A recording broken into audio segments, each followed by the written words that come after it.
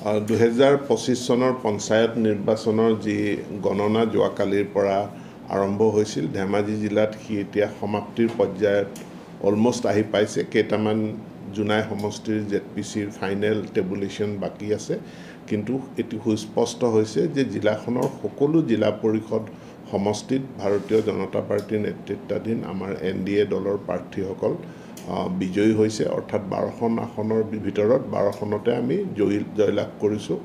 এই বৃহৎ বিজয়ৰ বাবে জিলাবাসী ৰাইজলৈ মোৰ ফালৰ পৰা ভাৰতীয় জনতা পাৰ্টীৰ তৰফৰ পৰা তথাপি আৰু মিত্ৰজোঁট AGP BJP গণশক্তি সমূহৰ তৰফৰ পৰা মই ধন্যবাদ আৰু কৃতজ্ঞতা জ্ঞাপন কৰিছোঁ আৰু প্ৰতিশ্ৰুতি ৰাখিছোঁ যে আমি অধিক দায়বদ্ধতাৰে অনাগত দিনবিলাকত এই পঞ্চায়তী ৰাজ ব্যৱস্থাত আমি কাম কৰিম।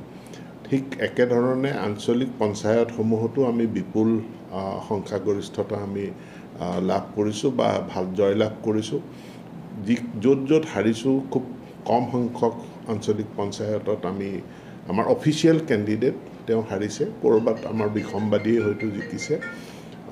ধেমাজি বিধানসভা সমষ্টিত আমাৰ যি 20খন গাঁও পঞ্চায়ত আছিল, 20খনৰ ভিতৰত আমি 17খনতে আমাৰ অফিচিয়েল কেণ্ডিডেট জিকিছে আৰু 3খন পঞ্চায়তত আমি পৰাজয় স্বীকাৰ কৰিছোঁ। একেধৰণে CC বৰগাঁৱত আমাৰ 21খনৰ ভিতৰত আমি 4খন পঞ্চায়তক বাদ দি পেলাই আমি বাকী গোটেইখিনি পঞ্চায়তত আমি জয়লাভ কৰিছোঁ। ঠিক একেধৰণে জোনাই সমষ্টিৰ 24টা যি গাঁও পঞ্চায়ত আছিল, 24টাৰ ভিতৰত 20টা গাঁও পঞ্চায়ততে আমাৰ আঞ্চলিক পঞ্চায়ত সদস্যা জয়যুক্ত হৈছে আৰু ইয়াত যিসকল আমাৰ ৱাৰ্ড মেম্বাৰ সদস্যা জয়লাভ কৰিছে তেওঁলোকলৈও আমি দলৰ তৰফৰ পৰা আমি শুভেচ্ছা অভিনন্দন জ্ঞাপন কৰিছোঁ।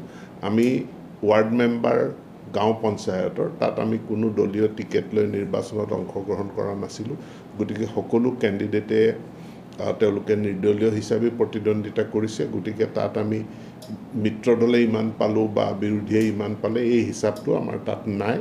যিসকল জয় হৈছে তেওঁলোকলৈ আমাৰ তৰফৰ পৰা অভিনন্দন জ্ঞাপন কৰিছোঁ আৰু খুব শান্তিপূৰ্ণভাৱে সুকলমে এই পঞ্চায়ত নিৰ্বাচন অনুষ্ঠিত হ'ল আৰু ভোট গণনা প্ৰক্ৰিয়াটো জিলা প্ৰশাসনে সুন্দৰভাৱে তেওঁলোকে এটা শৃংখলাবদ্ধভাৱে সমাপন কৰিছে। গতিকে শান্তিপূৰ্ণ নিৰ্বাচনৰ বাবে ৰাইজক ধন্যবাদ দিয়াৰ লগতে শৃংখলাবদ্ধ ভোট গণনা সম্পন্ন কৰাৰ কাৰণে মই জিলা প্ৰশাসন নিৰ্বাচনী আয়োগকো মোৰ তৰফৰ পৰা ধন্যবাদ জ্ঞাপন কৰিছোঁ। কংগ্ৰেছে ক'তো কোনো খোপনি ল'ব পৰা নাই। জিলা পৰিষদত তেওঁলোকে এখনো আসন তেওঁলোকে জয়লাভ কৰিব পৰা নাই।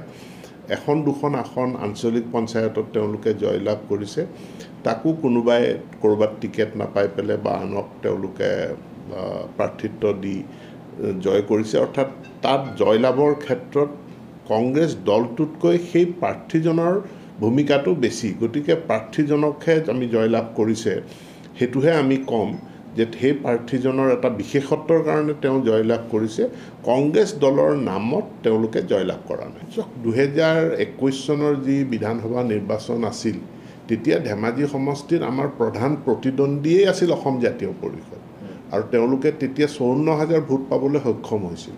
গতিকে সেইটোৰ তুলনাত তেওঁলোক কংগ্ৰেছ নহয়, ইয়াত ধেমাজিত কংগ্ৰেছ নহয়, অসম জাতীয় পৰিষদ প্ৰধান প্ৰতিদ্বন্দ্বী দল আৰু প্ৰতিদ্বন্দ্বী দল হিচাপে প্ৰাৰ্থী হিচাপে তেওঁলোকে প্ৰতিদ্বন্দ্বিতা আগবঢ়াইছিল।